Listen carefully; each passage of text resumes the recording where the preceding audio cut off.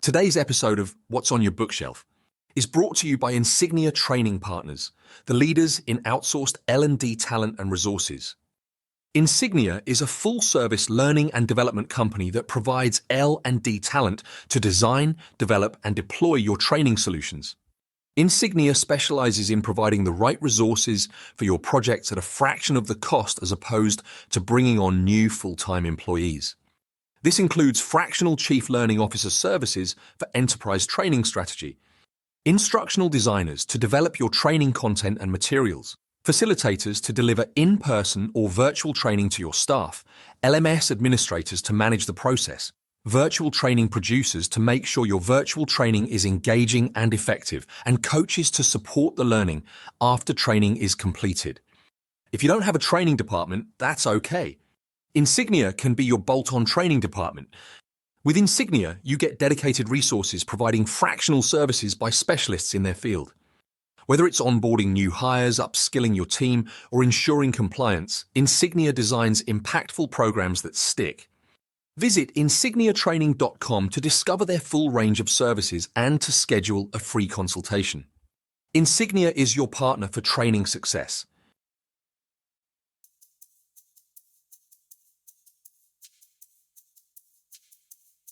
Welcome to What's on Your Bookshelf with your hosts, Denise Russo and Samantha Powell. Hi, everyone. Welcome back. It's another episode of What's on Your Bookshelf. This is our life and leadership podcast where we're living out loud the pages of the books that are on our bookshelves. My name is Denise Russo, and I'm here with my friend and co-host Sam Powell. We have spent this entire year talking about the topic of happiness, and this book is an interesting segue of moving from the concept of happiness to living a life with intention through our happiness. So Sam, I'm really looking forward to talking with you today. I know we did a little bit of an intro last week, but why don't you bring us up to speed with where we're headed with the next couple of weeks together? Yeah, so this book, Intentional Living by John Maxwell, is broken into basically 4 big sections. So last week we talked about how the book is set up, some of the concepts that he wants you to start to think about as you get going. So 1, your life can be a great story, and good intentions aren't enough, right? You have to take action and you have to move forward. And that's really, as you read through this book, what he's encouraging you, how to take action, what to do. And so today we're going to move into the first of the 4 steps, which is I want to make a difference. And in this section, it's 2 chapters. It's chapter 3 and chapter 4, which is start small but believe big and search until you find your why. So this is kind of getting into that thought process, getting into that mindset of I want to live intentionally and I want to make a difference in the world with the people around me, things like that, right? So this is really all about how do you get going and how do you take that action that he really encouraged us to take in the introduction chapters. What got me thinking about this part of the book, Sam, is I know another favorite author of yours is Simon Sinek, and he has some great books around purpose, namely one of his most famous books, Start With Why. And so as I was reading this part of the book about I want to make a difference, it's really about your purpose and figuring out why is that your purpose. And so I'm curious what you think about purpose being the guiding star that helps us shape these decisions and actions to become more intentional, and maybe what some of your thoughts were around this concept of making a difference. Yeah, I think a lot of times when we think about our life's purpose, it feels really overwhelming, right? Like, it's like, oh my gosh, like, what am I going to do with this life? What am I trying to do? But I think if you can let that overwhelmed go for a minute and think about where John starts this chapter, which is start small, but believe big, right? Believe that you can find your purpose. You can find that bigger thing, but you don't have to sit down and, carve out, okay, for my entire life from here on out, this is what it's about. You can just start really where you are. And so I think that it is a really important thing. And when I think about the concept of living intentionally, right? Like I think about moving through a day, and I think about when I wake up in the morning, what do I do, right? What am I building towards? And like the two big things I could think about are John Wooden's make each day your masterpiece, right? So if I'm thinking about if I'm intentionally living and making the day my masterpiece, which John Maxwell talks about and references in this chapter, right, is what would that really look like, right? What are the actions that I would be taking, right? What would my daily habits be, right? And then I think about all the work that we did in Atomic Habits of learning how to make those small changes that turn into something big, right? That's the whole concept of that book is small things make big differences, right? If you start with the little tiny changes in your life, I'm just going to put my workout clothes on, and eventually that'll lead to me being somebody who's active, right? If I'm moving with intention, if I'm moving with purpose. And so I think that when we all naturally get that overwhelmed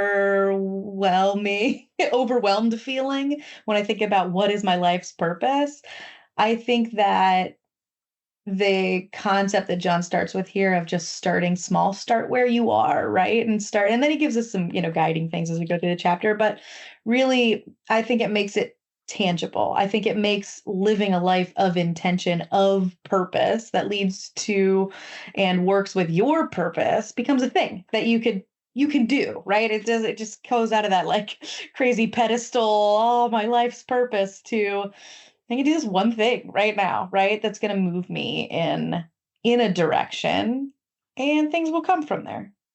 He says start small, but believe big. And so I would challenge that to say to our listeners and for ourselves over these next few weeks, it doesn't say stay small and believe big. It just says start small. So to your point, even if I reflect back in Atomic Habits, you referenced the example about like, if I'm going to be known as a person that's healthy, I'm going to put my workout clothes on. If all you ever did was just put the workout clothes on, but never lift a weight or stand on a treadmill, you've defeated the purpose of the workout clothes. And so a couple of the things that John says in here about starting small are easy for any of us to adopt and to adapt. And the first is that you start with where you are. And so I thought it was interesting to think about this because if you start with where you are, even if you don't exactly know where you're going, but you are conscious of where you are, then that's the way to move into a life of not just success, but a life of significance. And he gives lots of stories in the book here about what it means to start where you are. But what it means as well is that if you're believing big or dreaming big, is that thing that you want that's in your future something that's easily attainable? Because if it isn't, then you still have to start with where you are. I can think of a client that I've had for several years, and he so badly wanted to have this title in his role at work. And so all of his conversations were built around what it would be like when he has this title. But what was happening is it was clouding his ability to be great where he was at the moment that would help him grow into that future title. And so the second piece of this, which I think really helped my client, is that John says that after you think about where you are, you start with your one thing. It doesn't say start with everything. It says start with one thing. And so he looked back at something that he felt like was the one thing that he could make incrementally and exponentially better over time. And so I would challenge us and also our listeners to think back of what is the thing that you want? What is the gap between where you are and where you want to be? And how do you take those small steps to move there? Because you could take one step at a time to get there. So curious about your thoughts around that.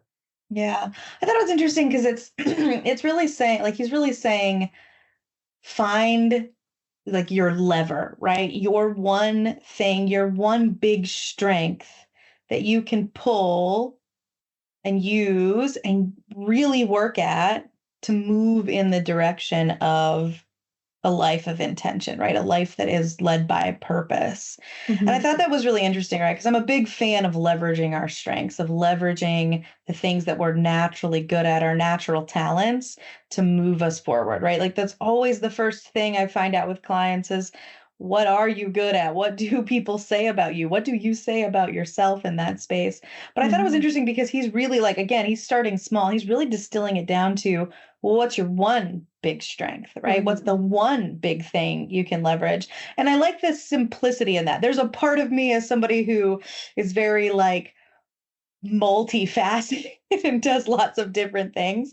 The like wants to rebel against that a little bit, but I also know the wisdom in focusing, right? Like I also know the wisdom in the fact that multitasking isn't a real thing, right? That when we put our effort into a stream, into a strength, we will accelerate that much faster than if we're doing a little bit here, a little bit here, a little bit here, a little bit here.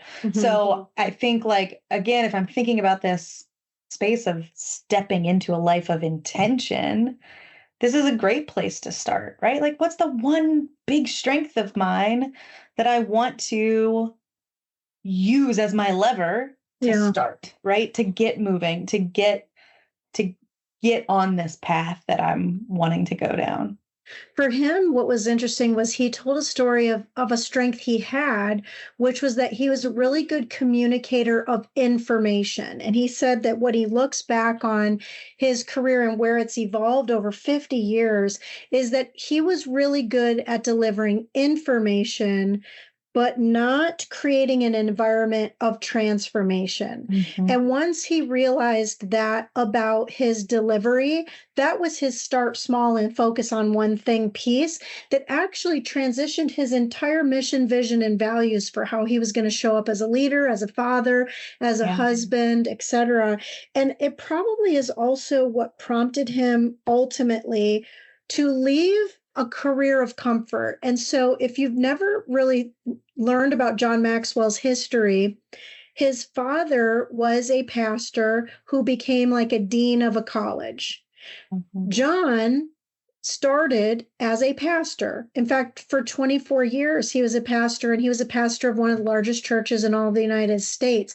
But something about where he was, whether it was his comfort zone or not, prompted him to think about, am I living with intention to be my best self, to make a difference, and to live a life of significance? And he came out of that environment to create an entire new life, but he had to do it one step at a time. I loved in this part of the chapter, Sam, when he said that it was about investing in himself to learn or strengthen his skills. And he talked about some investments he made in learning from good teachers and reading good books, all the things we also learned from John Wooden when we did the Coach Wooden book about the importance of continuous learning and development.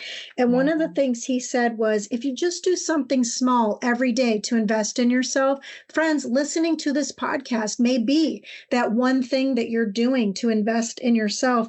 But he said, John said this in the book, that if you invest in yourself, it's like taking a penny and doubling the value every day. And that if you did that every month, how much would you end up with? $100, $1,000, $1 million?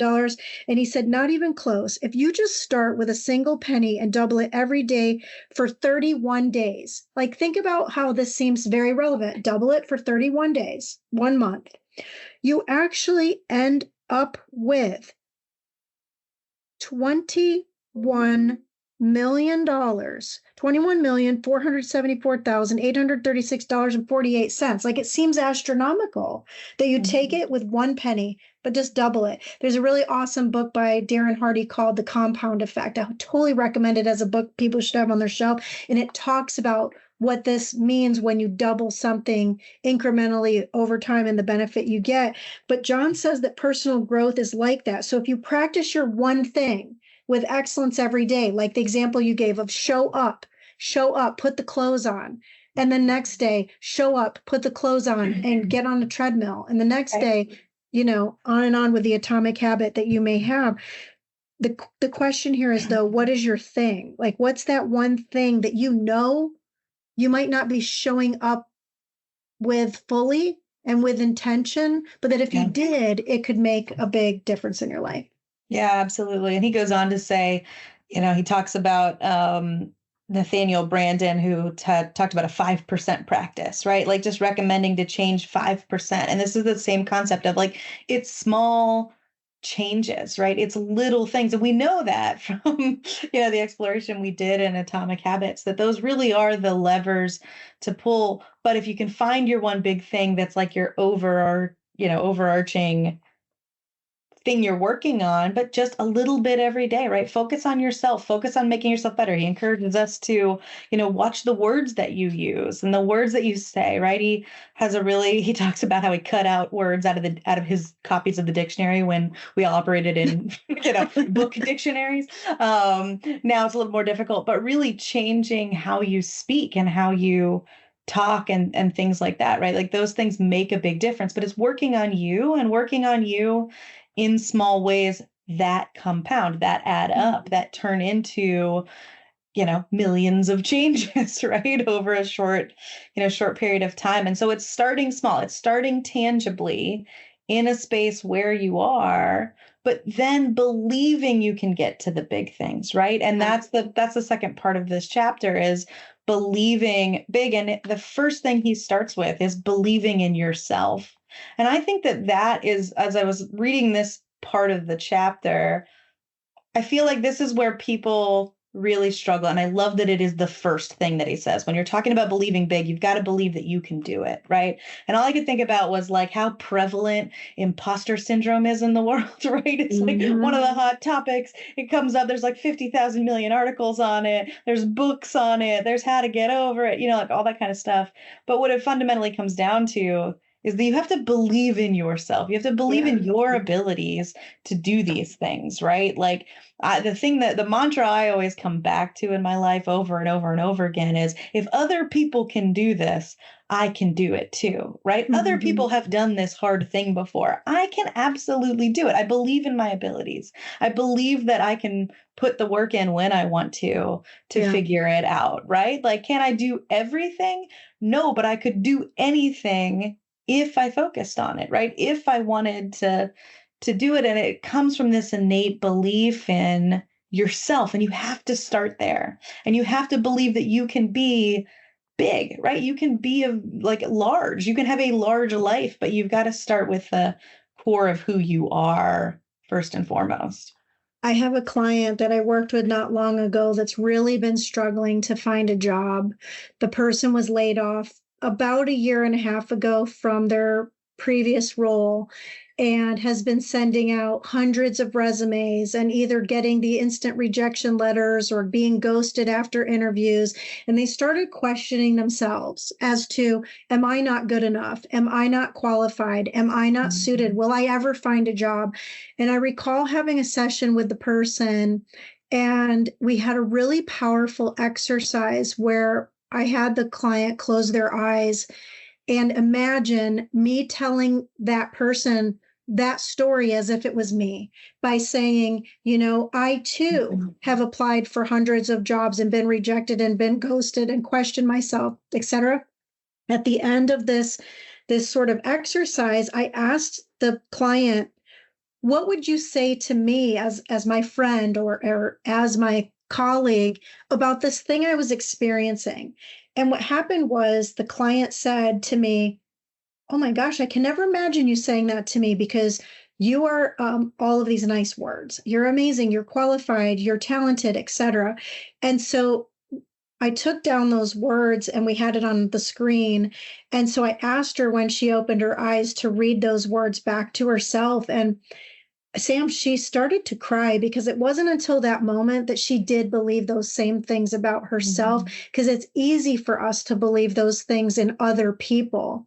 And it was a really healthy experience for her to step outside of these kind of like saboteurs that were holding her back, to realize that sometimes the things we cannot control in our life try to take control of us. And so if you are speaking those words of affirmation, and I'm not talking about, something hokey and corny like I'm great and looking in the mirror and saying I'm wonderful, but truly looking at what are the areas that I have that bring a lot of value into this world, and are there areas that I want to focus on that could be elevated. And that's really what John then goes into talking about, is once you believe in whatever it is, your mission or the people around you or the faith that you have in yourself and others, or something even bigger in the world, once you have the belief, then you have to start with this idea. And what is the idea that's going to drive you into applying intentional living with making a difference? Yeah, absolutely. And then that's where he transitions into search until you find your why, right? It's starting small, believing that you can get big, right? Believing in big things. And the path to do that, right? The way is the why, right? Why am I doing this? This is purpose. And again, like you said at the beginning of the episode, like Simon Sinek's work in this is amazing, right? He has a book that's called Find Your Why. It's a companion book to Start With Why, which is his big bestseller. But the Find Your Why is a great exercise. It is a tangible thing. He's got great resources on how to walk through his process on what to do this. And John gives us, some of his process on how to really find your why. But he, as he's talking about that, he says, your why is the life's blood of intentional living. Once you find your why, you will be able to find your way. And I love that concept of, if I know, right? Again, I think back to, I'm living a life of intention and I wake up in the morning and I know why, right? I got my purpose, this overarching purpose to my life, to my day, about what I'm trying to do with this life that I'm given. And so that starts the day out differently, right? Like, what is the first thing somebody who's working towards this does, right? What does that look like? How am I working with people? How am I impacting others? How am I impacting myself? Like, I think that if you think about it through that lens, it's almost like a requirement. If I don't find why I'm doing this, why I'm taking these actions, why I'm living this life, then it's hard to stay on course, right? It becomes I think he calls it your rudder, right? Like, it's the thing steering you in the direction that you want to go. And, but again, like, there's a bit to that goes to that overwhelming feeling, right? Like, it's that, oh my gosh, like finding my life's purpose, finding my why. And again, John calls us back to start small, right? Just start down the path. Start with who you are. Start with the strengths that you have. Start with the impact that's right around you. Like my grandmother says, like, do what your hands find to do, right? Like, just get going and your why will appear, right? Or take some time to really reflect and think about that. And he gives us some nice reflection in this space too.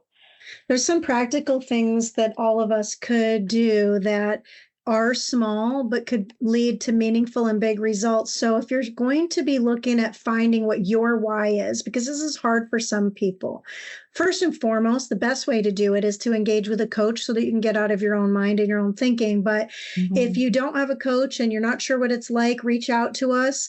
We will have a discovery call with you and share what coaching is all about. Regardless, if you don't want to do that, you try to do this on your own, check out that Simon Sinek book, Start With Why, and then Find Your Why, because they're really good self-paced books that you can walk through. But John gives us some interesting ways to do this that you could do today. You don't have to go buy another book.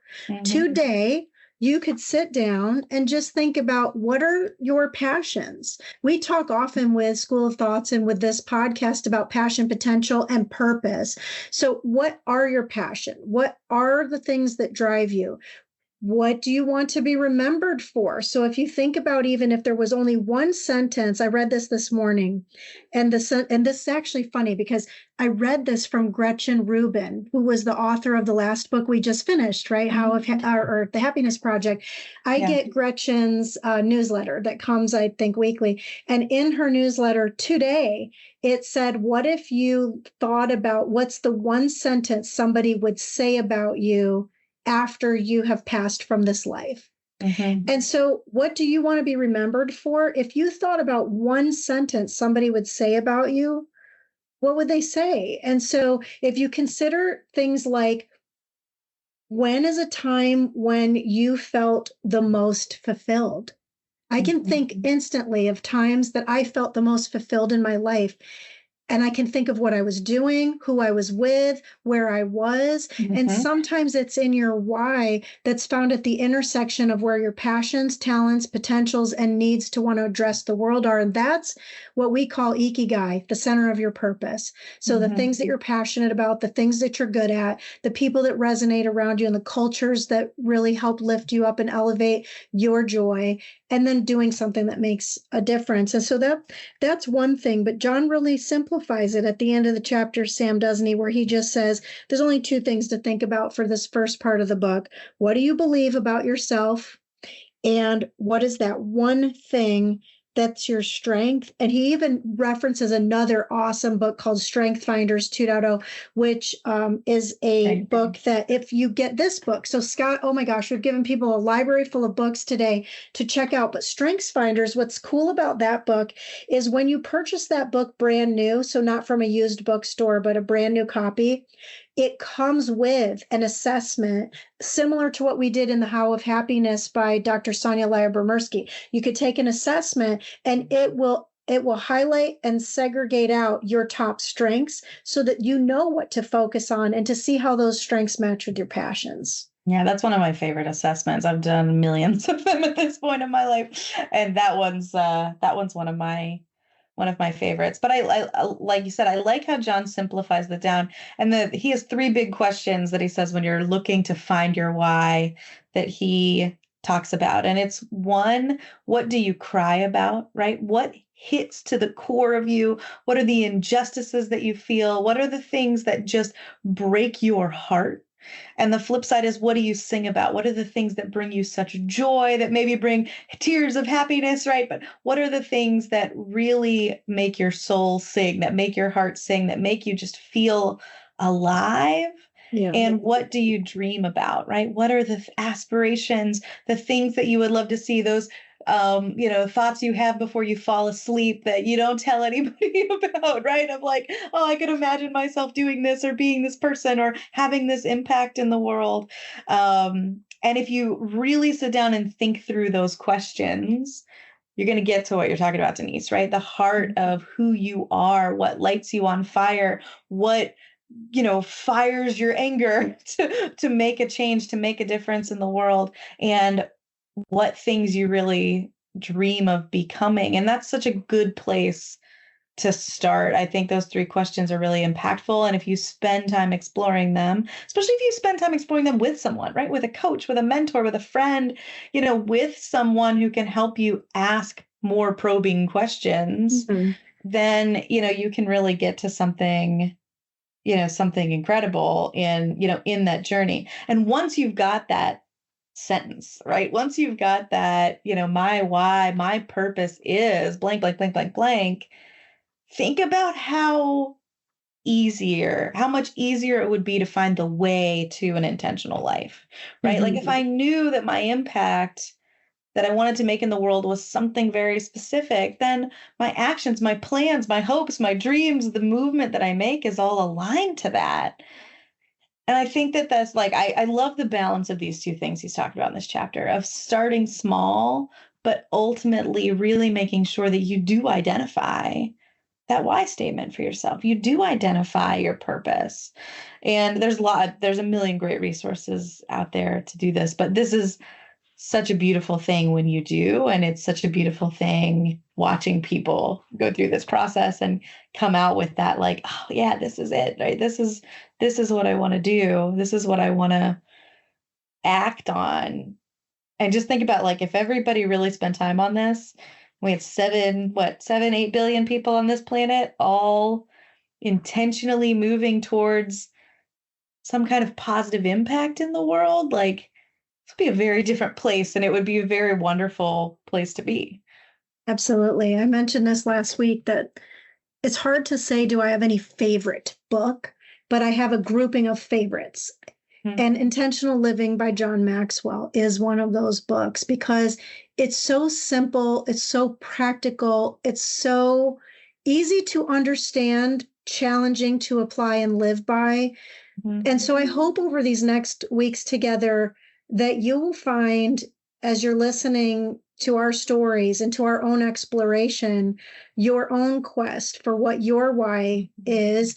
I have another favorite book that's in my top 10 with this book. It's called The Alchemist by Paulo Coelho. It's a fiction book, absolutely hands down in my top 3 favorite fiction books for sure.